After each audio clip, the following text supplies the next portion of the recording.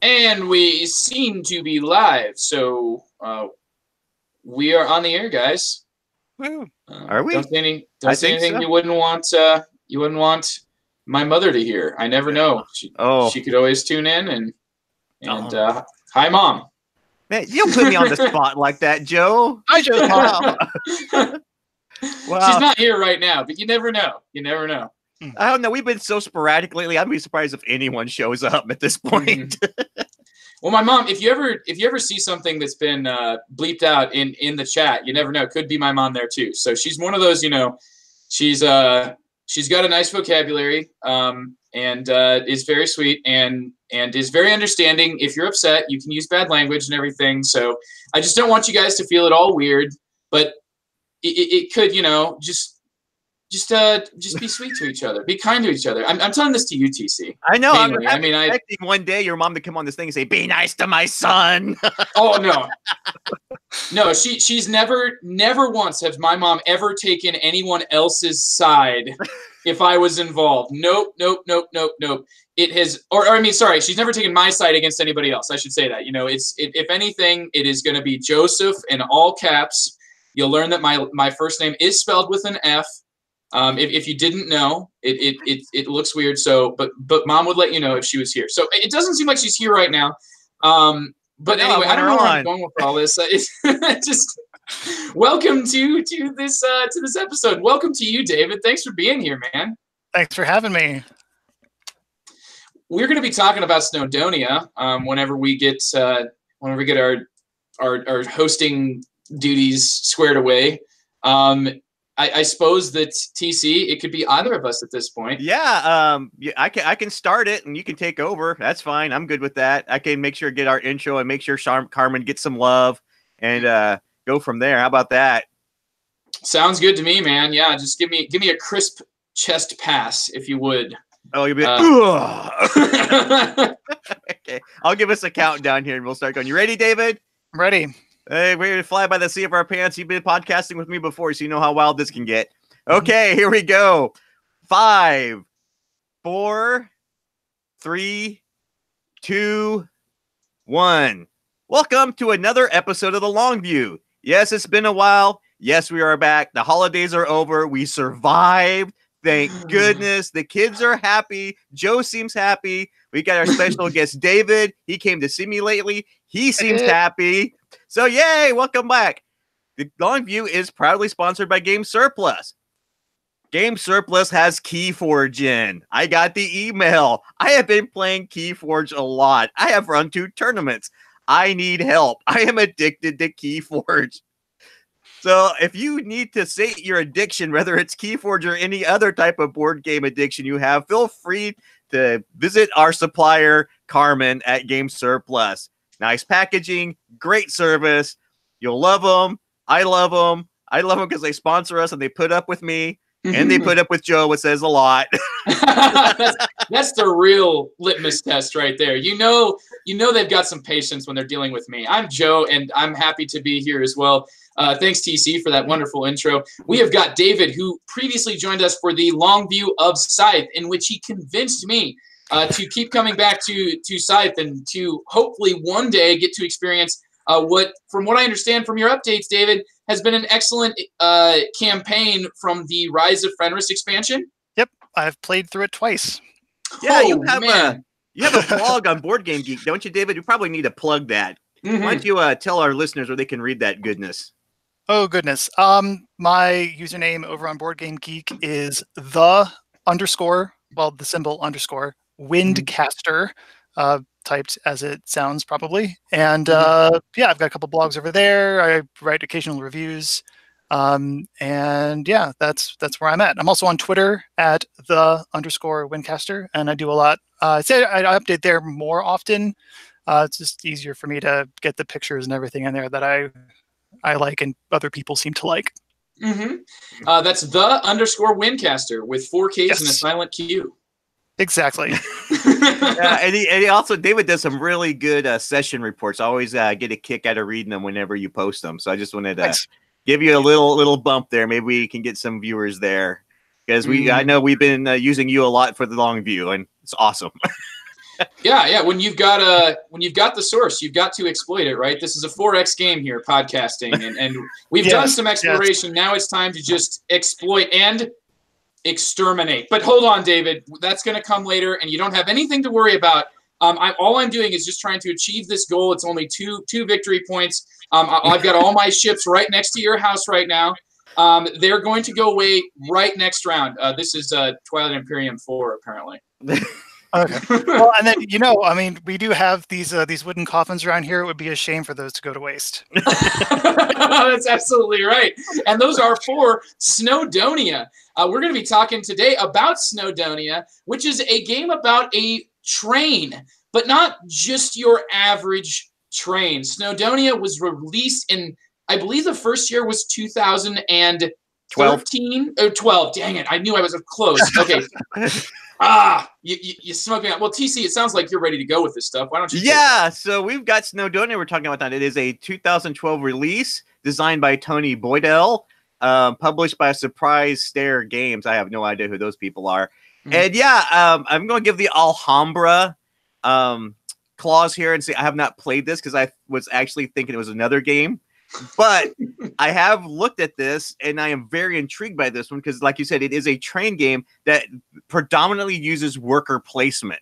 And David wanted to come in and talk about it, and I'm just going to kind of be along for the ride here, guys. But, but I'm honestly very excited to hear how this one is. It's ranked 376 overall, which is really good. And it recently, what we were discussing earlier, when we weren't recording, it recently had a super Kickstarter where they just threw everything in the kitchen sink in, including apparently wooden coffin tokens.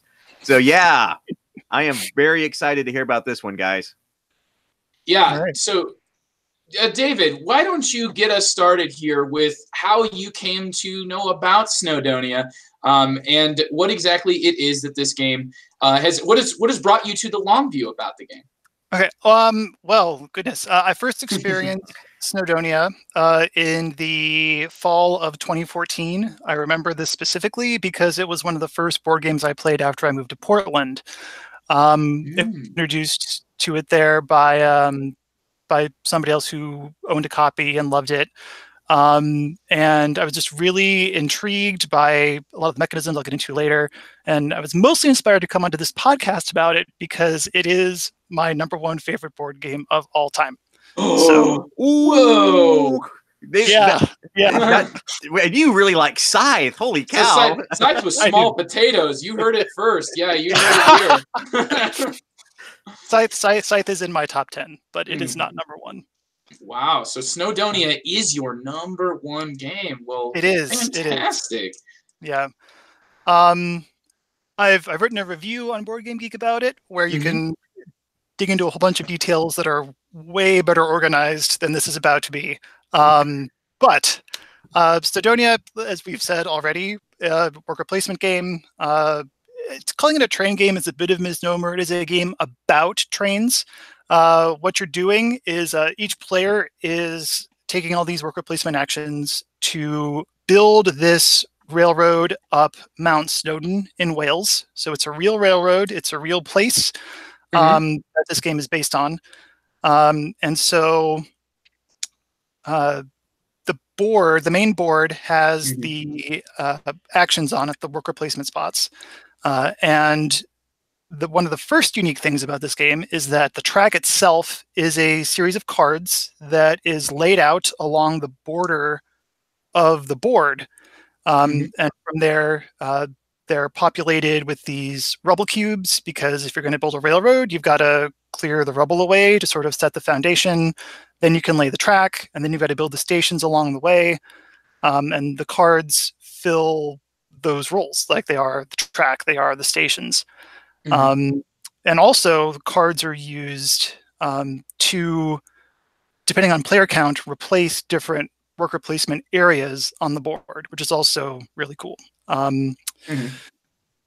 So the way that a round goes, players will, in turn order, put one worker apiece out on these worker placement spots. Another unique thing about this game is that you don't have to take the first available slot.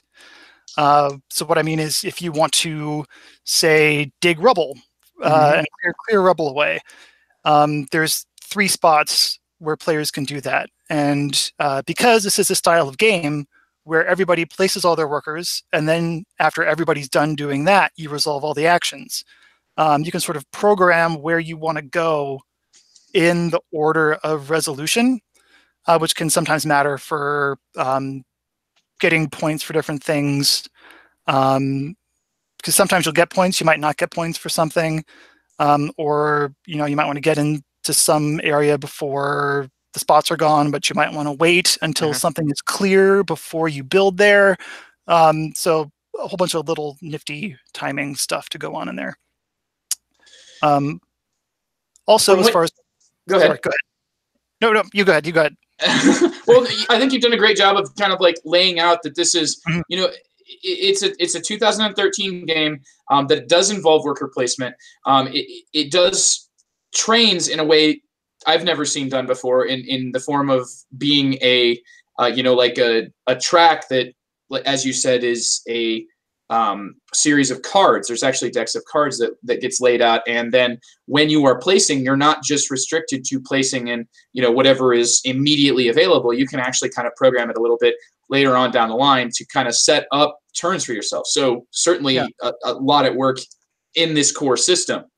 Yeah, and I think another one of the basic ways this manifests itself is like the first placement area basically is about gathering resources. And so you can go first in that area and get the best batch of resources. But if you go last in that area, that's how you get first player. So that's a big trade-off. One of the trade-offs you have to consider as you do that in this game. It kind of reminds me in a way of, just something simple where you've got like a wake-up track of sorts. And it's like that's the way that each of these places is laid out. A wake-up track. I'm talking, of course, of a game like with Viticulture had the Tuscany expansion that added some elements to their wake-up track where the earlier you went in the turn order, the less your rewards were. And that sounds like you've got that going on, but that going on at several different places. Yeah. Let's see. And then in the meantime, while the players are all contributing to achieving all of these tasks, the game also has these mechanisms that function as almost a non-player player. The game itself is going to also clear away rubble and lay track and build in stations, and it'll steal those scoring opportunities from the players. So you're sort of racing against the game to make this stuff happen, because once the final piece of track is laid, that's when the game ends. So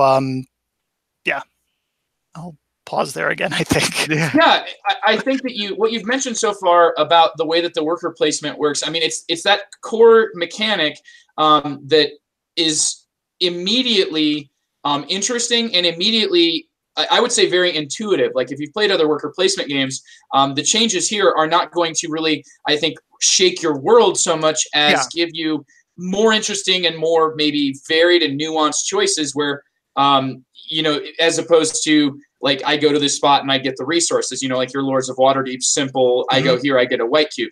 One of the elements that I thought was really an interesting part of this game was the way that the game simulated weather. Yes. I was about to say, I hear weather's huge in this thing. Like that's one of the big selling point is weather. How's that work? Okay. Another way that cards are used in this game is you have contracts, which are like scoring objectives. Like, if you lay this many rails over the course of the game, you get this many extra points. The backs of those cards all have different weather conditions on them. You've either got sun, you've got rain, or you've got fog. And if it's sunny, then, I'm going to backtrack just for a little bit here. So at the end of the round, after all the actions are resolved, the contract market is refilled. And it's always at least refilled one card because the constant flow of this deck is crucial to the flow of this game. Because you're going to reveal a new contract which is going to reveal the top card of the contract deck. And so whatever weather is depicted on that card is the weather that you're going to have 2 turns from now. So it's not immediate for the next round. So you've got a round to plan a little bit. You can sort of see what's coming just a little bit. And so that sort of enters, like that type of weather enters the weather queue. And then the weather advances. The work rates are adjusted accordingly, because that's the big thing that weather is for. When it's sunny, your workers' actions are more effective or more efficient. And as it rains and it gets muddier, their actions become less efficient. So you're sort of trying to keep track of that, and hopefully the contract deck cooperates. And then fog is just annoying because if it's foggy, you can't see what you're doing, and so you're not allowed to dig, and you're not allowed to lay rail, because it's just too dangerous out there to do that kind of work. Wow, it almost sounds thematic. Wow. Almost. In fact, I thought it was kind of amusing. If you look at the Kickstarter page for this, they actually did pluck my when you put in a score on Board Game Geek, you can add like a comment or whatever. Yeah, I had one of those, and they plucked it out and put it on the Kickstarter page. Oh, but you're a little proud about this. Oh, look at this. They got a few more sales because of me. Just a little bit. They didn't ask me, but I'm not complaining. Yeah. Oh, sure. Oh, no, I was expecting a complaint here in a minute. Yeah, where's my royalties? No. So the way that this impacts the economy of the game, this weather, it's a spot on the main board where you can sort of see what's happened so far, what has been, what weather has happened. And, I would say the weather is kind of, it's based on a sort of, you can anticipate what, as the weather continues, if you're having a lot of sun, you know that there's going to have to be rain sometime. And because as you're drawing, I believe it's discs out of a bag usually, to simulate the weather. Does that sound? The weather is keyed off of the backs of the contract cards. Okay. The event cubes come out of the resource bag, and that's the other thing. Oh, that's the other okay. thing that's really fun about this game, but yeah. Okay, sorry there to to out myself for being so uninformed about the game. It's been a little while. I definitely have played it. So it's fine. Yeah. Yeah. I mean, the weather and those event cubes are those are the 2 ways that the game not fights back, but competes. Really, the game competes with the players and what they're doing. So yeah, absolutely. It's those 2 facets, and you sort of combined it, but that's okay. It's been a while. Is that the way they do? Because I know it says 1 player, and I'm assuming it has a solitaire component. Is that how the solitaire works? Yeah, you basically play the solitaire game like a regular game, except I'm going to out myself. I don't think I've played the solo more than once, but a long time ago. So. Well, I don't think you're alone in not having played the solo game. Yeah, it wasn't so self-complimentary there. I think maybe, but yeah, I would say I don't play solo very much either, David. But it's a game that, having played it a couple of different player counts, I know that it does some things to adjust for different player counts, as I recall. Yeah. You've got these cards that have as printed on the board. I think it's printed on the board for 3 players, and if you want to play with 2 players, there's a card you lay on top of the resource gathering area, for example, to go from 3 spots to 2 spots. And if you're playing with 4 or 5, you put a card on there to up it to 4 spots instead of 3 spots. Yeah, so it's just a really, really elegant way to get the most use out of a deck of cards that are all the same shape. That's true. You have games out there where an expansion will include a map. The first one that can come to my mind because of the recent reprint, because they're basically resurrecting the previous edition, is Power Grid. Power Grid had map after map after map after map, and each one of those, the map for Power Grid is what makes that box huge. But here, it's a deck of cards, and it is a map.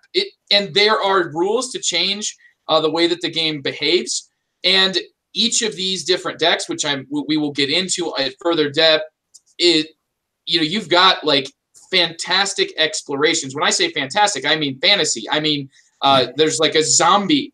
As I recall, there's a zombie themed deck. Okay. I don't know if there's a zombie themed deck.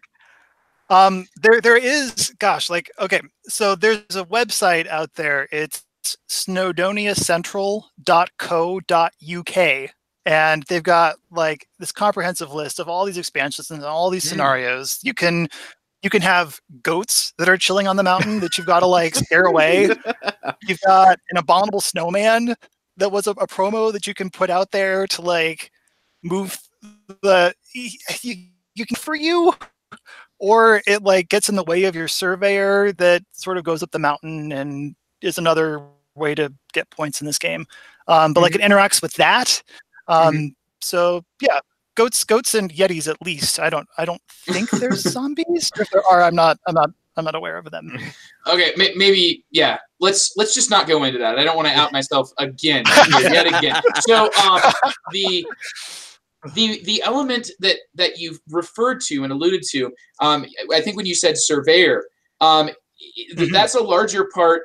That's a part of the worker placement here. And this is one of the first games that I can remember playing or having any information of in which you had unique workers in a worker placement game, workers that had special abilities when put to work in certain tasks, and maybe even penalties when put to work in other tasks. You have, I mean, the surveyor is a piece like other pieces. I think there's one of the expansions that puts the surveyor to use in a specific way as a worker that goes to worker placement spaces. Okay. Otherwise, the surveyor is just a piece that you use another worker to activate. So like you use a worker to activate your surveyor, and your surveyor just advances and is now worth more points. No. And you can. Yeah, but yeah, there is actually one of the expansions that I have here now. Like you have to send a worker specifically to like fill this role on this particular piece of machinery in one of these expansions, and like if you don't have that thing manned, you can't do this other stuff. So there is room for that. Yes.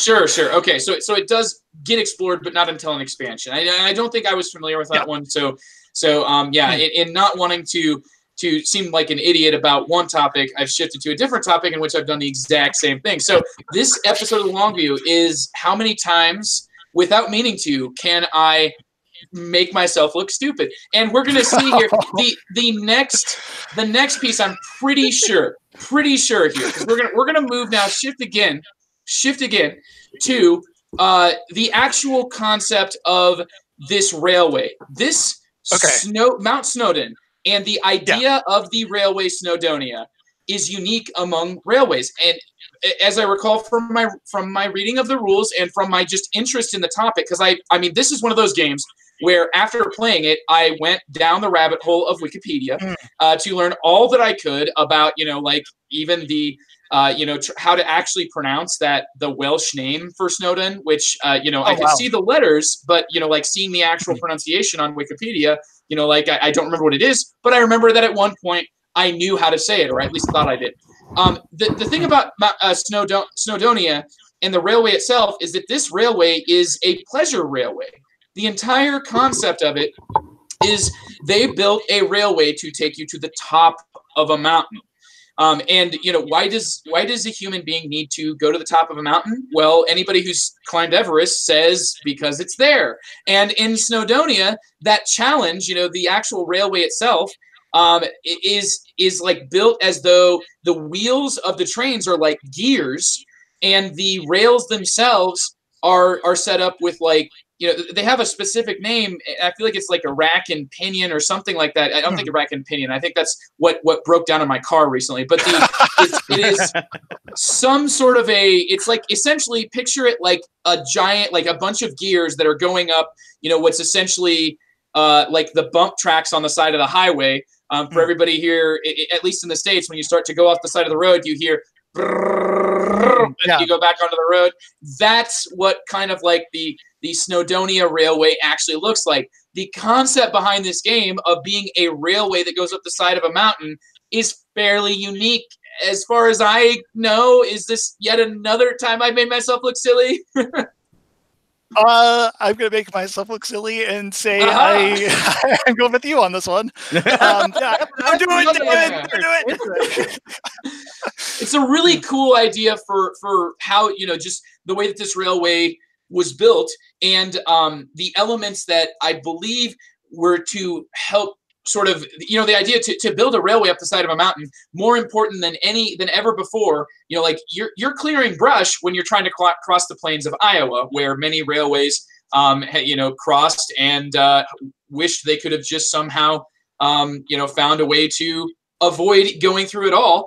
But, here in this game, instead of trying to cross plains and just clear a bunch of brush, you're actually like digging in, as you said, the rubble in the side of the mountain. So how does the rubble aspect of this game lead to rubble is, as I recall, both an obstacle and a resource? Yes.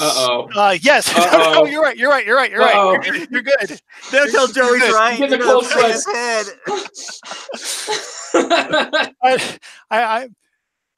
When I play this game, I don't often make use of that aspect of the rubble myself, because you collect rubble to gain access, to make progress in the railway, and so you've got it sitting in your little resource area.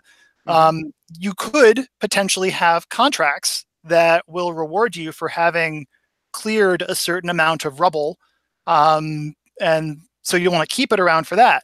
But if you've got excess, there is one of the worker placement areas that is for converting resources to other things. So you can trade in ore for steel bars, or you can trade in rubble for stone. And you use stone to build in a lot of the stations along the way. So yes, it is a resource that you can make use of in the game for other but yeah, so I did not say something entirely wrong. Just what I said pretty much led on to the fact that I suck at this game, because it sounds like, David, like in your plays, that space might not be quite as an efficient use of your action, even though the rubble is just kind of sitting there. Well, another thing you should know about me and this game, and this being my favorite game, is I don't often win this game. I very rarely grass.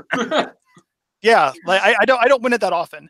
But there's oftentimes, because when you go to that conversion space, like you're allowed up to 3 conversions when you go there, and so unless you're sitting on 9 pieces of iron ore, like you might as well convert a couple of rubble to a stone. It'll save you another action down the road. Like otherwise, your conversion will get wasted. It might be worth it to do it if you can. Sure. So it certainly could be worth your time. What do you find yourself like? What do you find yourself like? Like midway through this game, what do you wish you'd done differently? If you're not winning games, what is it that you think? What is it about Snowdonia that is the key to sort of understanding the way that the different game systems interact with each other? What's, is turn order a super important element of the game? Is it, trying to be able to predict what your opponents are going to do? Is it manipulating, the weather system? What is it? What are the keys here? What do you think is like a fulcrum to the title? I think the biggest thing that I don't do is get a good locomotive and leverage its special ability, because that's another thing you can do in this game. There are these trains that you can purchase, and they make one of the actions on the board better for you than you'd otherwise normally be able to do. So you could, for example, clear rubble at like +2 to the current work rate or something. So if all the other players are clearing away 1 rubble, if you decide to go clear rubble, you can clear 3 with each worker you send there instead, because your locomotive basically just ramps up that ability for you. Or you get an extra resource whenever you gather resources, or you can build an extra station spot when you go to build. There's basically in the base game, there's a locomotive for every action you can take, more or less. And there's a bunch of expansion ones that do a bunch of stuff that I don't even know what all those do. Yeah, so like getting a good one of those and leveraging it is probably the most important thing that I don't do. And also getting complementary contracts. So if I get the train that lets me dig extra rubble, I should probably get a contract that will score me points for that rubble, and also have a special ability on it that will let me dig even more rubble, because that's a combo that I've seen go off. And this guy will send out 1 worker, this guy that I play this with sometimes. He'll get all that stuff together and be like, oh yeah, my 1 worker is going to clear 16 rubble away. And I'm like, okay, I guess that's not that that's the game, but it's like, if that happens, then you really have to look at what other players are going for. Be like, oh, he's trying to get all the rubble stuff. I need to try to get rubble stuff so he can't get it all.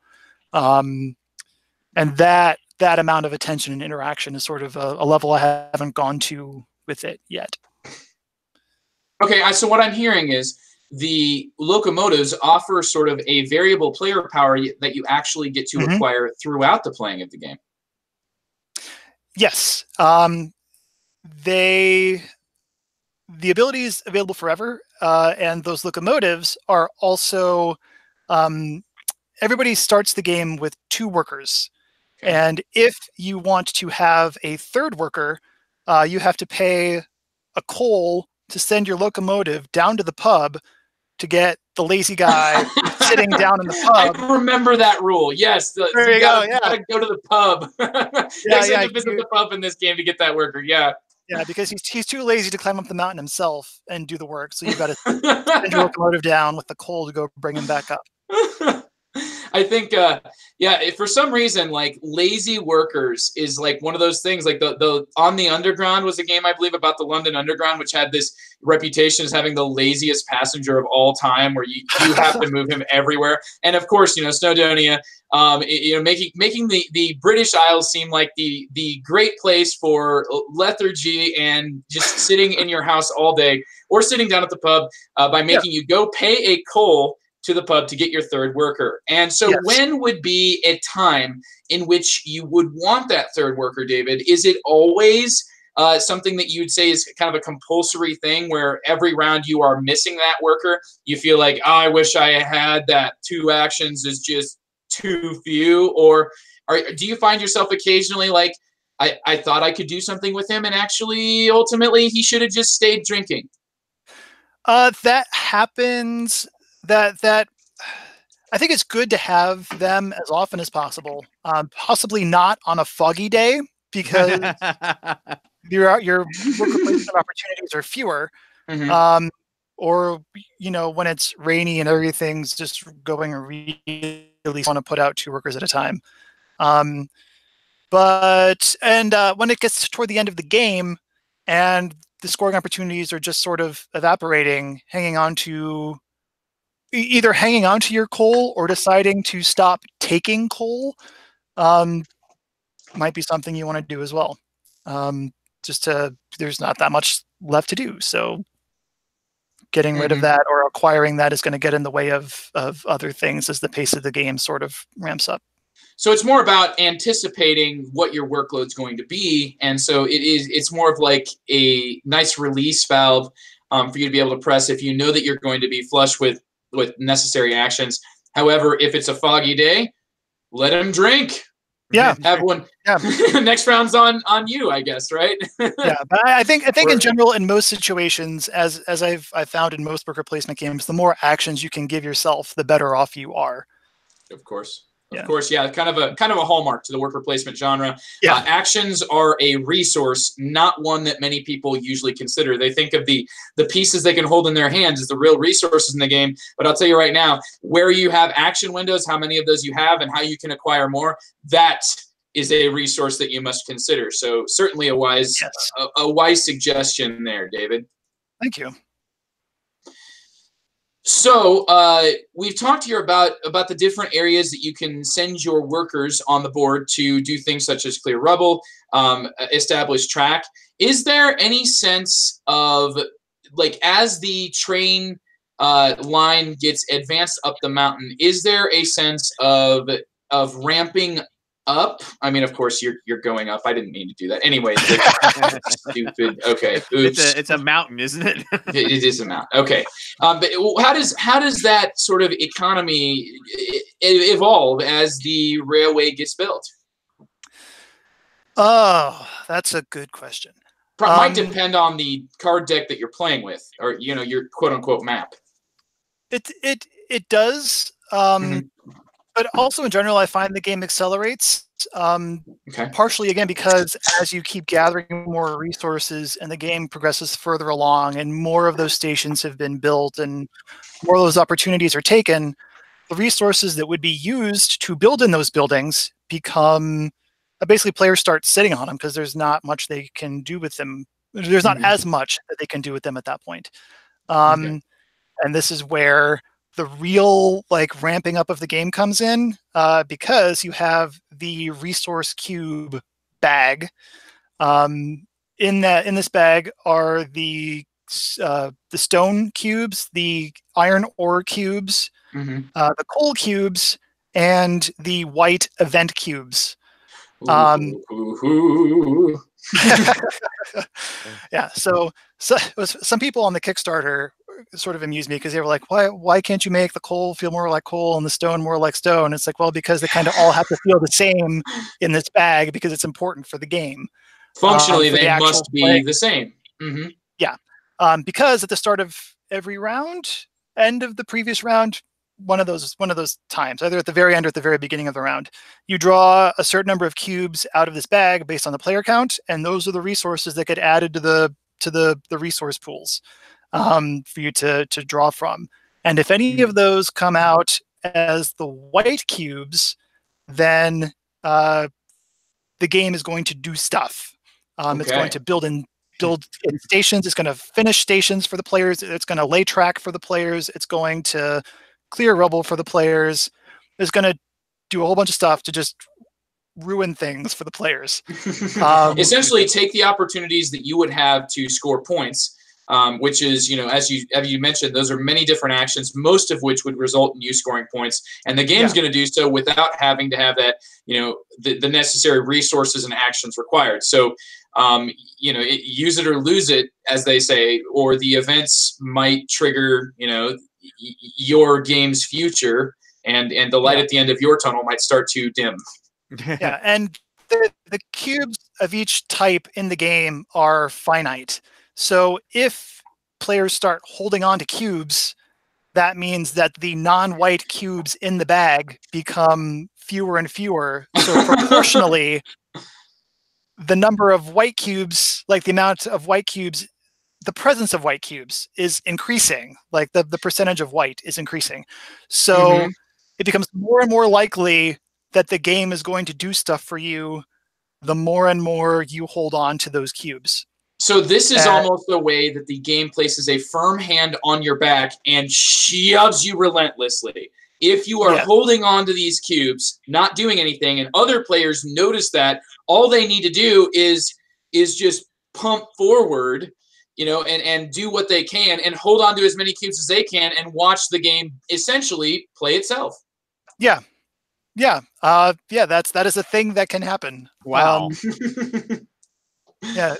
And because again, you've got this work rate thing where your workers are a certain amount of they'll dig a certain amount of things, or you can build this many things or lay this many pieces of track at once. And the game will do that too. So if the weather is real good and that cube comes out to lay track for the for the game to do that, it'll just flip over 2 of those track cards, and if it's near the end of the game, like I said before, the game ends in the round in which the last piece of track is laid. So if you may be thinking, oh, these things are full of rubble, it's going to be at least 2 rounds before these last 2 pieces of track get laid. It's like, well, if that cube comes out, it's done. Like, you're going to be scrambling for the dregs of what's left. Yeah. So that's definitely a tension that crops up toward the end of the game as well. Certainly, yeah. It sounds like, as you said, it contributes to an overall feeling of ramping up as the bag depletes, as the resources are depleted from the bag, and the the acceleration of the game becomes inevitable. So, what is your let's talk about the variability and replayability. I think we've mentioned that there's ways in which this game offers you a variability in terms of each game is going to have different weather, different resources will come out at different times. So each game is going to have its own sort of different feel. But the real star of this show is the peripheral expansion cards that you can play with. And as I recall, the base game itself comes with a deck of cards that can be flipped up, flipped to its opposite side. So essentially, you've got a couple of maps. I say maps, like, this is really the most ingenious way of being able to condense a map, into a deck of cards in a way that makes sense and actually looks really cool on the table, because, it just feels like it's flush with the board. It has places where things belong. Very cool way to, produce this game. But let's talk about, what do they do? What do they do that makes the game different? So just in the base box game, you have 2 different railways. Yes. How does the game change? Well, I get to show my hand yet again. The only scenario that I have for Snowdonia that I have not played is the other side of the base game's cards. Oh my goodness! What I do know about it is you've got different players at opposite sides. Like, instead of the regular game of Snowdonia, like the base game, you're starting at the base of the mountain and everybody's going to the top of the mountain all the way around the board. In the opposite side, there are, like, a mountain. Every mountain has 2 sides. Like, you got the peak, and so half the players start at one side of the mountain. The other half of the players start at the other side of the mountain, and both sets of players are moving towards the top of the peak, but on different tracks. Like, they're taking different paths to get there. Wow, is this almost like, in essence, does this create an element of semi-cooperative in the game of Snowdonia? Honestly, I'm in your imagination, calling it that, but yeah, because it's sort of, the players are all scrabbling for what they can get, and because the other thing about the game doing stuff is that the game is way better at doing stuff than the players are. Like I said, if the players were going to dig that track, they were going to have to remove the rubble and get the resources and flip the track. But the game will just do it, like, regardless of the weather, regardless of anything, it's going to do its work. And so it feels a little semi-cooperative to me. Like, I'm surprised there's been no official cooperative variant of Snowdonia yet. But I think that could be cool. I think it would be really doable. But I don't think we've seen it. Yeah, sure. It's certainly a game that's been designed with the idea of competition in mind, and this would kind of make it so that instead of all players, sort of depending on each other, now it's not necessarily that you're depending, but you are kind of needing to work, in essence. Your main board's still going to have all players with access to it, but what's in front of you. Like, as you mentioned, it's not just what's directly in front of you, but there's a couple of more steps that you can go beyond that. But what other players are doing, what your other player, in this case, your quote unquote teammate, what your direct, your competitor that would be like, side to side with you, while they're over here, like, that's the person whose like progress you're really having to monitor. As opposed to that other side of the mountain, which they can build their track or whatever. They can just sit at the pub for all you care. Right, and also the way that events resolve, they like the first event will happen on one side of the mountain, and then the next event will happen to the other side of the mountain, and they're going to bounce back and forth. So you could potentially, like, maybe you and your quote unquote teammate could hold on to more cubes to sort of like hasten an event happening to your people on the other side. And then all of a sudden spend all your resources and try to keep them low so you don't get hit by the next one as fast, basically. So that could enter into it too. Wow, yeah, there's a lot of possibilities here. So now that we've kind of spent a minute or two inside our imaginations, Yes. what about so you have played many different tracks for this game, and to compare like the base game, is there anything that the base game does interesting, does that's unique that you see removed in other games, in other tracks, and what would be different about it? What would be additional? Just what is it that you get from playing on a track besides that comes in the base game box? The base game is definitely the vanilla, basic Snowdonia. I don't think other games take anything away from that. I only see them add or tweak what was there to begin with. There's the Jungfraubahn. That's my mangling of German expansion. Probably better than what I would have done. Yeah, I would have said the J wrong. I probably did. I really don't know. But that introduces Dynamite, which again, Dynamite, it's got its own unique player pieces in the deluxe edition now. But it would use the yellow player pieces as the resource of Dynamite. And so when you how did this work? When you convert resources, you can also, for one of those conversions, just take a Dynamite. Okay. And Dynamite is used when your workers are digging. They allow you to clear an entire card with one of those rubble removal parts. So like if you can dig 3 rubble, you can use 1 Dynamite and dig 2 rubble. Or you could dig a rubble, use a Dynamite, and then dig another rubble. So you can sort of put it somewhere in your chain of digs, if that makes sense. Sure. Help you just sort of combo it. So it's not exactly as powerful as maybe some of the other actions or some of the other resources, since you kind of get it for free, but it can certainly create a large chain of increased digging and essentially increase your digging efficiency. When you're removing rubble, you could need to remove anywhere from 2 to 5 cubes from a card in order to clear it off.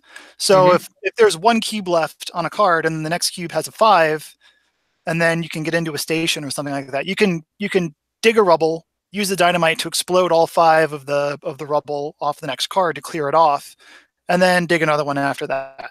And then the downside to that is if you blow up something with the Dynamite, the rubble then is unusable. So you've picked up the speed. Yeah, you've gained speed, but you lose the resource for later.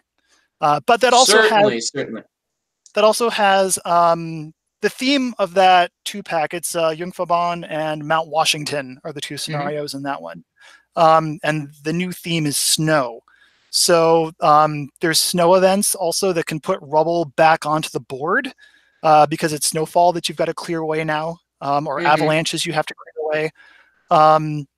And they have these unique, basically, when you set up Snowdonia in the base game, you have these track cards to go between stations, and you just lay them all out.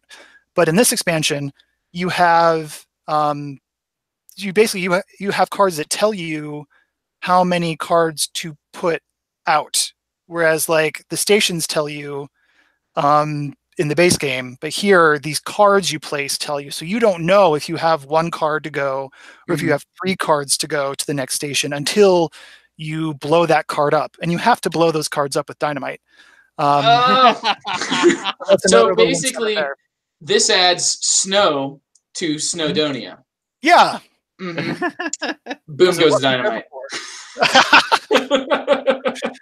Oh man! Make the whole table groan and the whole Long View community groan. You're welcome, right there. Yeah, it's sponsored by Game Surplus, bringing the world of board games to you. And Dynamite. Snowdonia. Snowdonia. Oh! Ouch. Ouch. Yeah, this will be the short episode of Long View now. The not quite as long as we'd hoped view of Snowdonia, but Kaboom. Yeah, so that's one thing that one has. It has its own unique deck of contract cards as well. I don't know if the weather is distributed differently on the backs of those cards, but that's a possibility. So you can play with the frequency of those things coming up. It swaps out a couple of the events on the event track, because now one of the events is snow that puts the rubble back down. And you don't have fog anymore. The fog also becomes snow, I'm pretty sure. It's been a while. Wow. Just becomes snow, yeah. Yeah, but all that is like you put a different card on top of the area of the board where the weather effects were. You put a different action card over the conversion area because that's where you get your dynamite now. Swap out the stations, and like that's all you have to do. Like you don't need a whole new board. You just need this deck of cards. It's a deck of cards, and the depth of changes, and just you're talking about some sweeping structural changes to this game. In terms of this supplementing, instead of fog, you've now got snow, and you've got a whole new. I mean, this all comes in a deck of cards. You know, this sounds like a big box expansion from what you said. Yeah, another really fun one is the Daffodil line, which was an expansion designed by Tony Boydell. Some of the other expansions, by the way, are designed by other people. Yeah, well, there's a couple other ones that they've got different people's names on them, which is also cool because it's so easy to modular do whatever with this. But yeah, the Daffodil line, for some of the cards, you are sort of clearing the way for the track, making the land level, and so you're gaining rubble from that.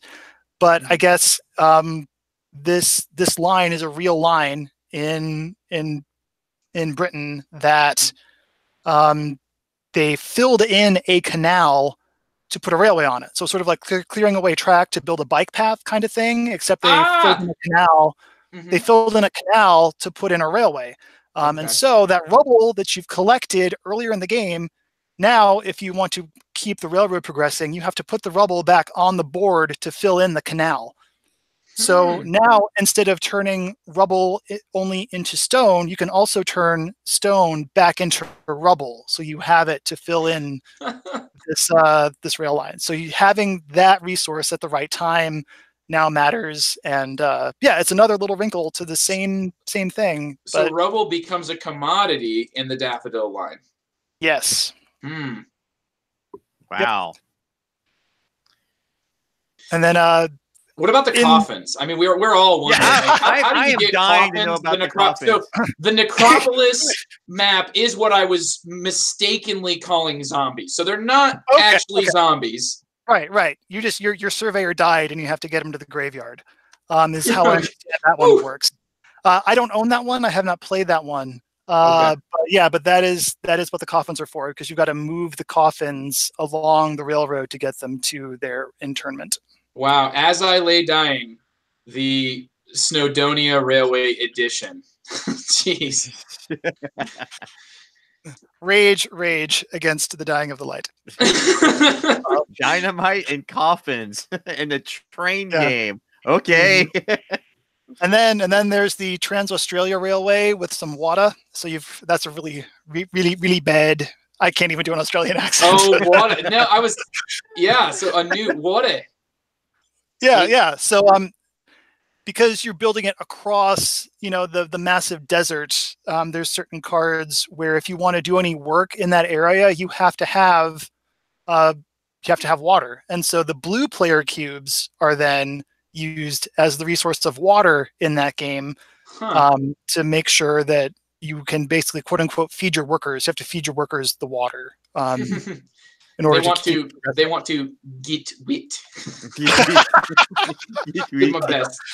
Yeah. Yeah. So that's the twist in that one. That one also has like different gauges of rail, which I've just barely touched a finger into 18xx enough to see that that's a thing.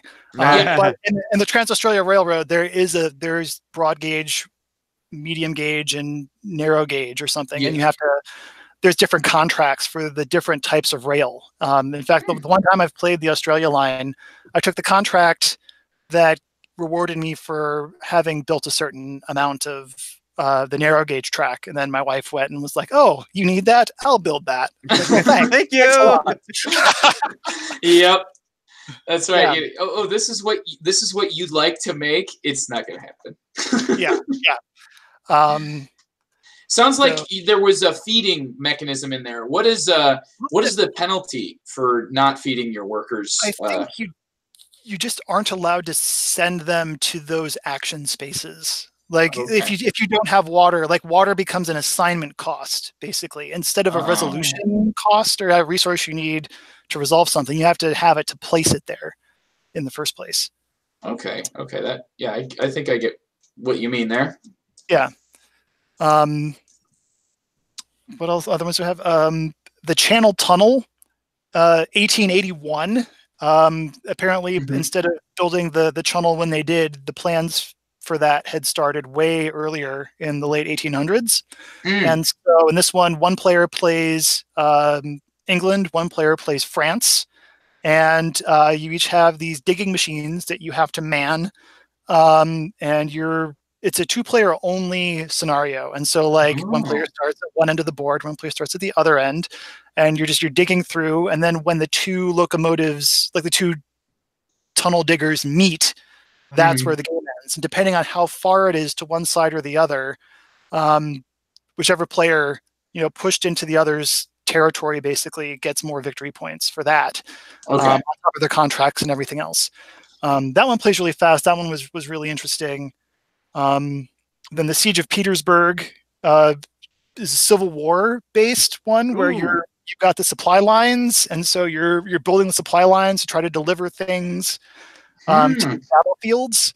And then you've got what, Grant and Lee, and they're these little standees that march along the outsides of the board, and TC. They meet, battle happens, and I think that's when that game ends as well. That went really fast because one of them always moves. And so like the game is it's even more of a relentless pace because there's very few ways to delay them, but there are ways to make them go faster. And you're trying to accomplish all the other Snowdonia things in an even more like cramped time frame. But all the same crunches there, so that's pretty neat. So extra tension in the Civil War Siege of Petersburg. Yes, TC. War. That's right. War we got coffin, we got war coffins, trains, and war. Wow. Yeah. So all of them offer the same basic, mechanism, the same basic options for the players, but the way the systems around them work are just different enough to give each one its own distinct flavor. So a little bit more distinct than I would say, any particular Concordia map is from another. Certainly, because that's a game that doesn't change very much from map to map, but some of them have distinctly like little distinct things, but these are a little more they have a little bit more of a twist than Concordia does with its maps. But absolutely agree. Yeah, as well supported, I think. I mean, it's still putting out new stuff pretty much every year for Snowdonia since it came out. So, which is incredible because I didn't even really know about a lot of these things that you're talking about. I think Concordia tends to pack its more like structural changes are in like big boxes, and they can kind of be added or played with or not played with depending on your preference with any of those maps. But I think you're right to say that map wise, one of the biggest things that you're getting out of each Concordia map is just different connections, a different layout of the board, usually a very subtle difference, something that makes ships work in a river setting as opposed to with the sea. So you're right in saying that. I mean, without saying anything negative about Concordia, the way that Snowdonia has concentrated so many changes into a single deck of cards is something to be really like wow, how did this happen? It's pretty cool. Yeah. And then I know the deluxe edition has 3 or 4 more scenarios coming in it. So some new ones. Okay, let's talk about that deluxe edition. So what, to people that are totally unfamiliar with any printings of Snowdonia, you've got, the original game. that has pretty much seen, multiple different printings, probably a couple of different, a few different editions. Two different. Okay, I think I had the second edition when I first bought it. And that one came out fairly early, I think, and because the game came out in 2013, I think that one came out not too long afterwards. I think I purchased it in like 20. It was like 2012, and then I think it was 2014 for the second edition. Because like the first edition had wooden pawns for the workers, and the second edition had the minis for workers. Yeah, it had minis, and that's why I thought they were different. Like, because your surveyor was a different mini. Yeah, they all look different too. Like even the regular workers. I just tend to find the laziest looking one and put that one in the pub. Oh, yeah. They were different looking, different sculpts, but they were all functionally the same. So that's something that time has kind of wilted in my memory. That second edition though, certainly like those miniatures were kind of interesting. I think it was the first Euro game I saw attempt miniatures. Yeah, I like them a lot. I've seen some feedback on Twitter that doesn't like them as much. Like the people that seem to be anti-minis are also anti-minis in this context even. Yeah, they were well done though. Yeah.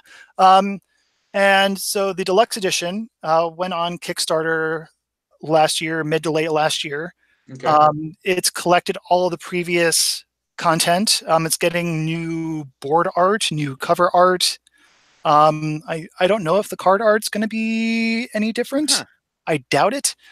Some of the card art actually has to be, because some of the promos, like some of the promo locomotives that they have, were sort of like tongue-in-cheek references to like different British media properties.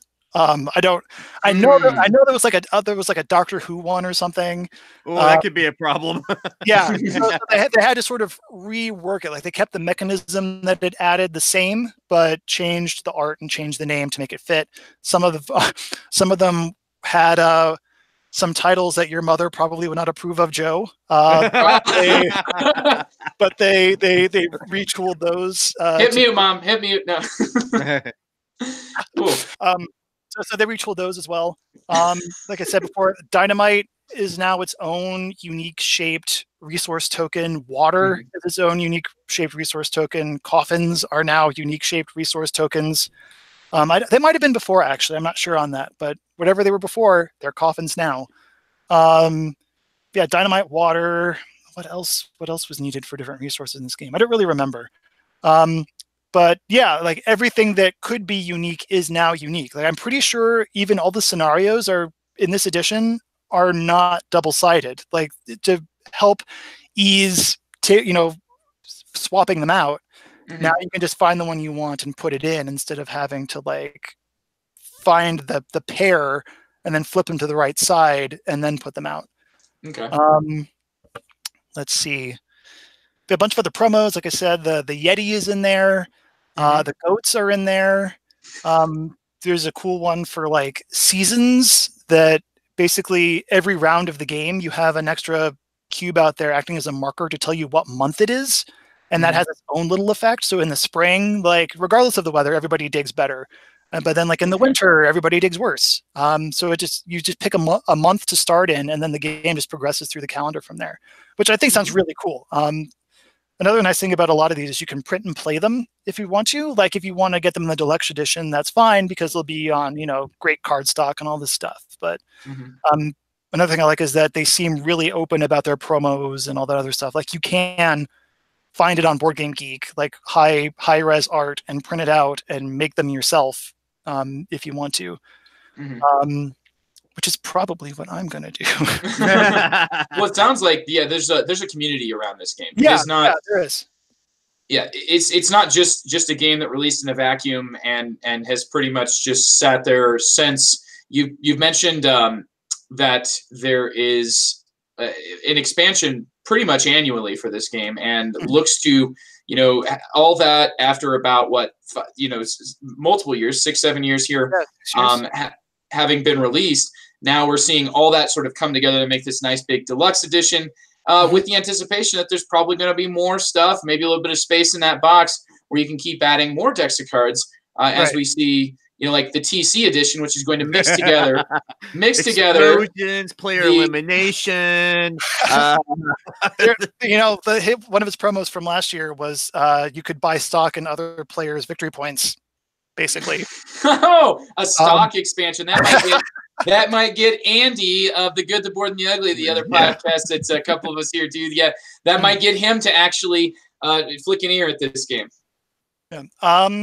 But yeah, and it's got a bunch of other expansions that are coming out with it. That's a tier I got in on, actually, so I could get the new scenarios, and I think also tokens for the new scenarios.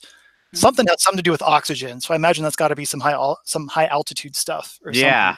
We are in the mountains here. Yeah, you could have one in it. There's not been an Altiplano expansion as far as I know, but that'd be high enough. Coca leaves and alpacas and oh god.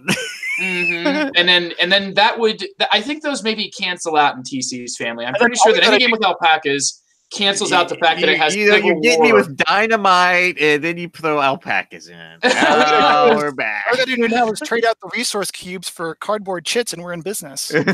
Yeah. We need a chit cup.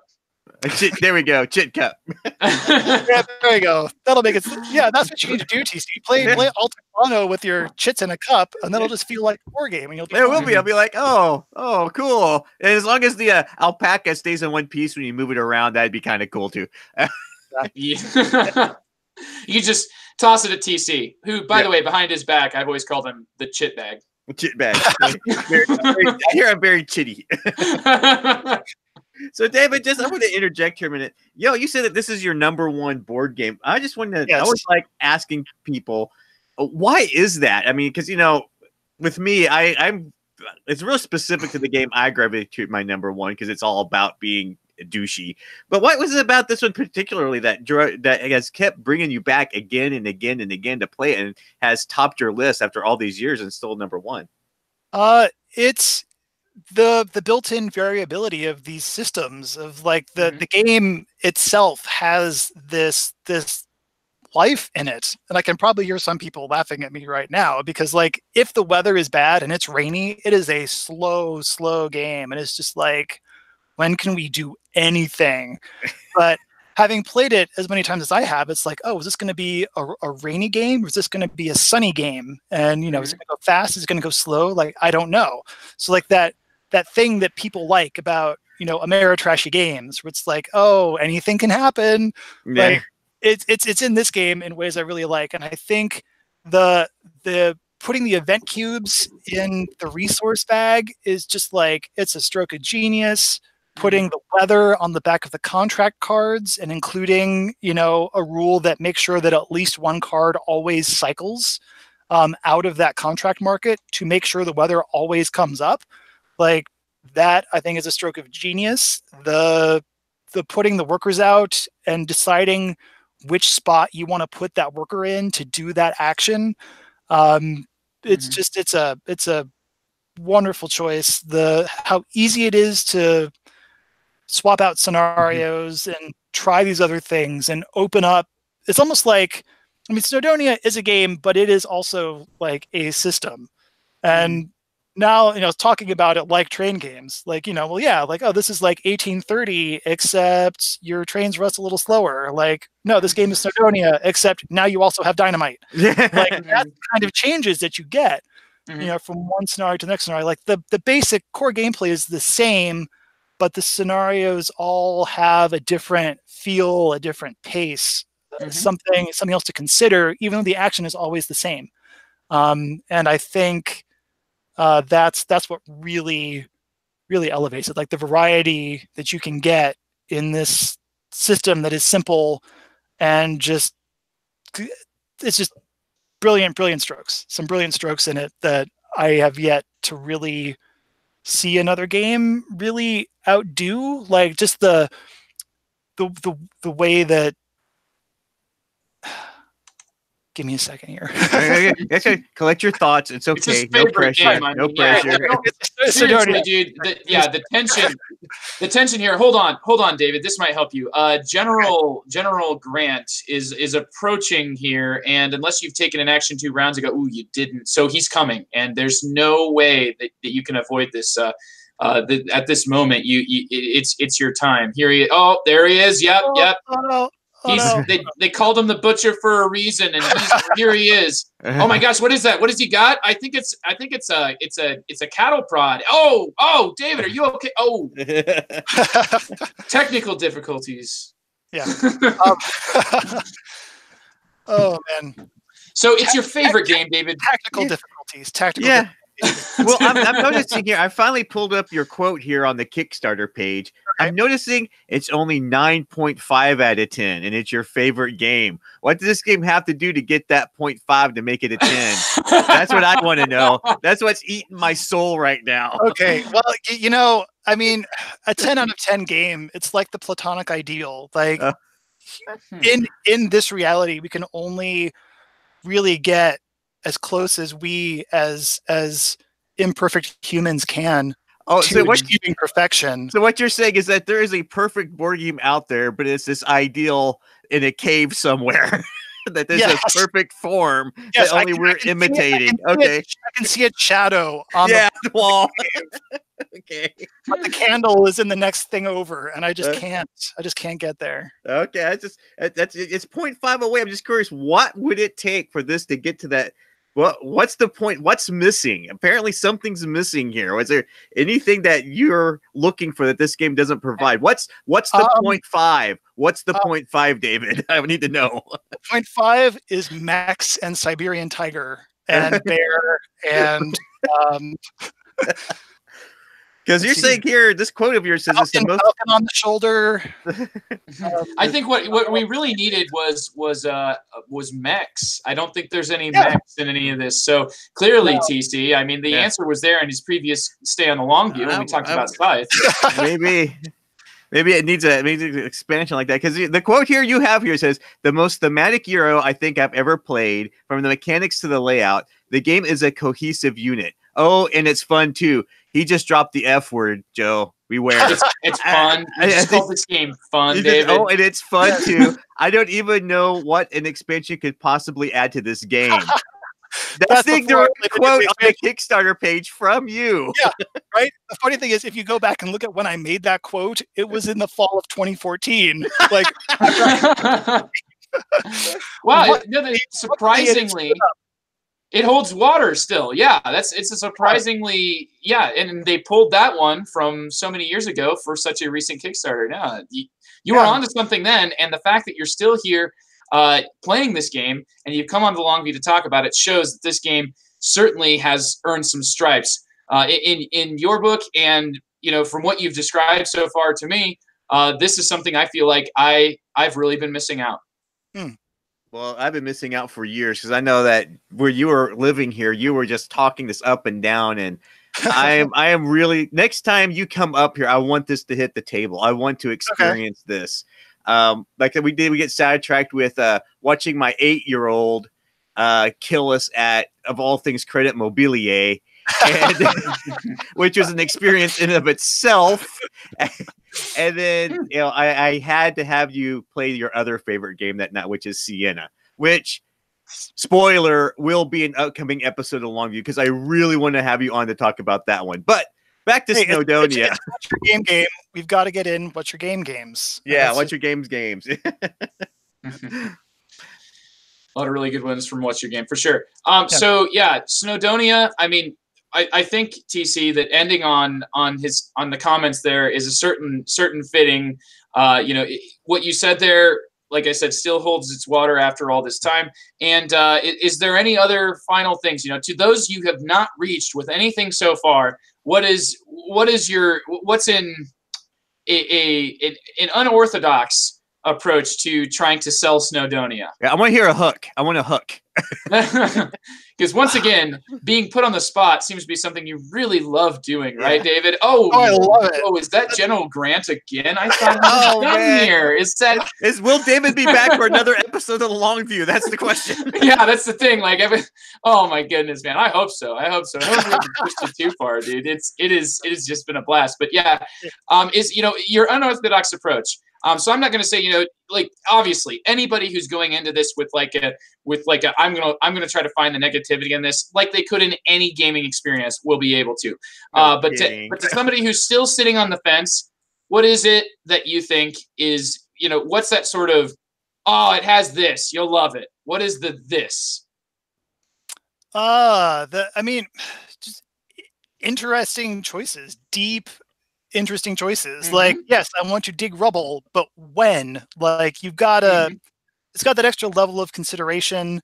But it also, even if, players take too long, the game will take care of itself, as we said. Games playing themselves is not exactly a selling point, I don't think, to anything. But as long as the players fight back against it as much as they do each other, it's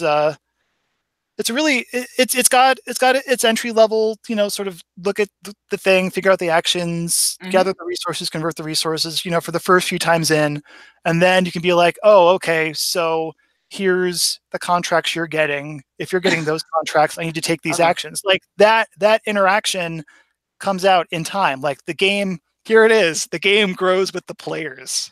Oh, it grows with the players. Pretty much what you're saying is it has an accessibility to which you would be like, hey, this game is not that bad. And if you suck, it'll play itself. There's nothing to lose. Yes. The game will work for you if you suck. So just play it. That's what I got from that. And deep, interesting choices though. First and foremost, I mean, that's the selling point to me. And that's, like I said, that's what I've been missing out on here without playing Snowdonia here. Not to say that I've been missing out on deep, interesting choices in other games, but the ones that you've described here in Snowdonia, especially with the wrinkles that you see from expansions, what's not to like about that? Yeah, and I mean, and again, like not many other games include weather like this. Include the game involving itself as much as it does, to really give it that more narrative sort of feel. Like you finish the game and you could be like, oh man, I can't believe this thing happened at that particular time. Like that was the worst time that could have happened. But in another game, it's like, oh, it's all the plans and the crunching and the spreadsheets and all that sort of stuff. But in this one, there's like things happen and they're not just, oh, lose a turn, like, oh, this happened. You're not flipping a card and having it happen. It's these other systems that sort of create what happened, but in a more, and like my little blurb said, in a more thematic way. Like, yes, the weather is bad. Work rates are decreased this round. Like, that's a thing. And it's gentle about it because you have the round to sort of absorb what's going to happen and plan for what's going to happen. Because you're not going to have that weather until 2 rounds from now. So a thematic experience from the game mechanisms themselves rather than being from an editorial perspective or from flavor text on cards. So theme that drips from those mechanisms. Yes. Exactly. Very cool. Nice.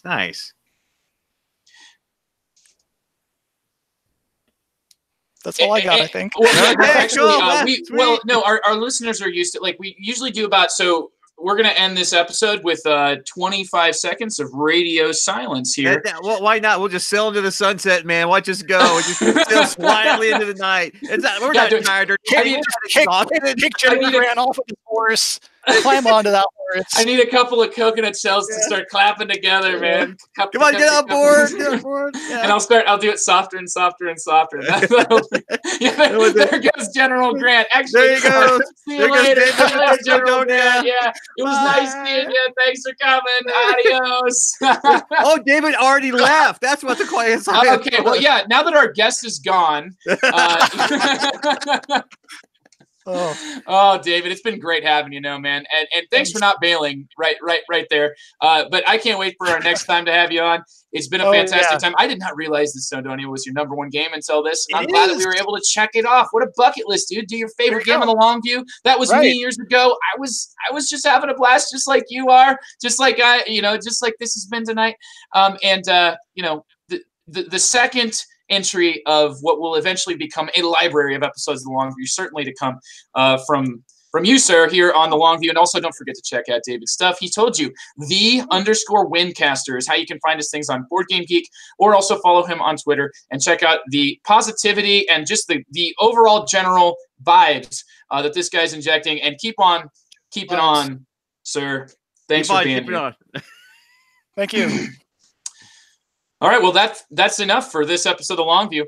Hope you all have a great couple weeks here of gaming, and then catch us next time for the Long View.